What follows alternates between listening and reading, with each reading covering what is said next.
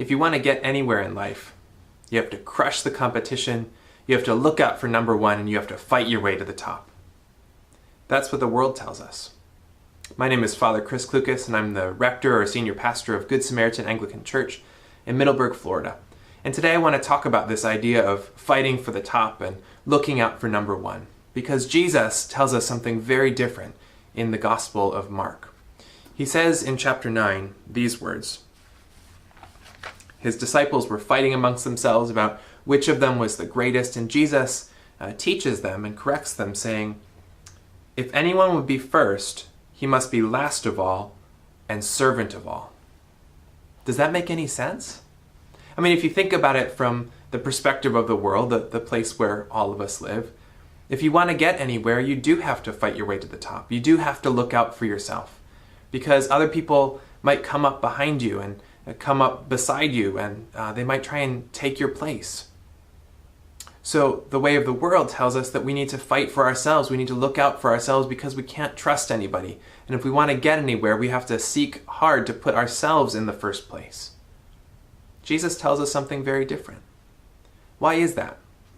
Well, we can look in the book of James and get a little bit more information about this. In James, he's saying something very similar. The Apostle James speaks to the people of the church, and he says, "But if you have bitter jealousy and selfish ambition in your hearts, do not boast and be false in the truth. This is not the wisdom that comes down from above, but is earthly, unspiritual, demonic. For where jealousy and selfish ambition exist, there will be disorder and every vile practice." And I think James is right. If you crush the competition, if you look out only for yourself as you climb your way to the top, you may make it to the top, but think about all the hurt, the frustration, the broken relationships that are going to happen along the way. And when you get there, when you find yourself at the top, you're always going to be looking behind your back, worried that someone is going to be coming up behind you to try and crush you or take you down, or put themselves first, taking your place. That's no way to live. That's not how I want to live. But how do we live in that way that Jesus told us to live? How do we put ourselves as servants of all? Won't we just find ourselves always on the bottom, always being crushed by other people, taken advantage of and used? Well, no, I don't think Jesus is telling us that we need to be a doormat for other people, and I don't think he's telling us that we shouldn't care for ourselves, because certainly there are ways that we need to care for ourselves. But he is saying that we shouldn't be operating out of selfish ambition. We shouldn't be crushing others in order to put ourselves first. And so James goes on and shares a little bit more. He says, that's the way of the world, but the way that comes from above, the wisdom that comes from above, is different. Here's what he says about that. "The wisdom from above is first pure, then peaceable, gentle, open to reason, full of mercy and good fruits, impartial and sincere. And a harvest of righteousness is sown in peace by those who make peace." That's a different way to live. That's a better way to live as far as I'm concerned, because I would much rather be around people who seek to make peace. And if you think about it, people who make peace naturally will rise to the top, because people like people who make peace. They don't like people who are slimy, who are deceptive, who are selfishly ambitious.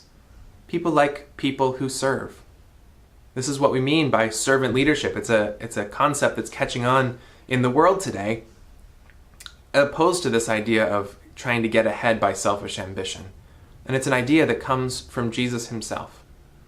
But there's one other reason why I think it works to put yourself last, to be servant of all. And this is that it's what God asks us to do.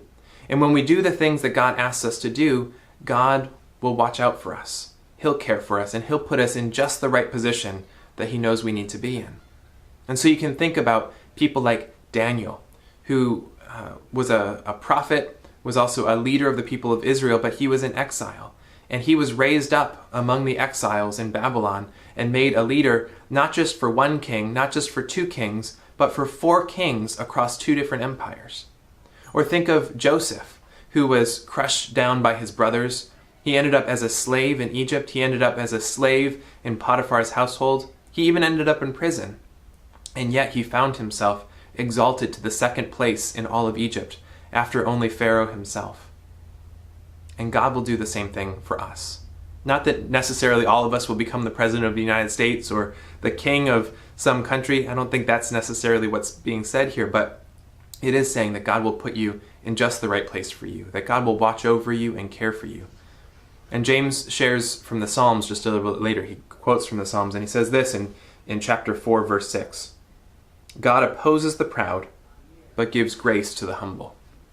When we are proud, when we're selfishly ambitious, God will oppose us. It's not the attitude he desires for us to have.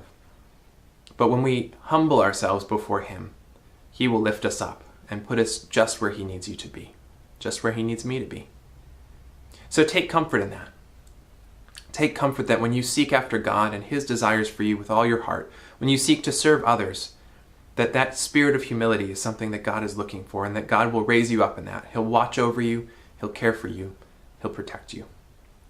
I'd love to hear from you in the comments if this has meant something to you. Tell me about some situation in your life where you humbled yourself and God lifted you up. I look forward to seeing you next week. God bless you all.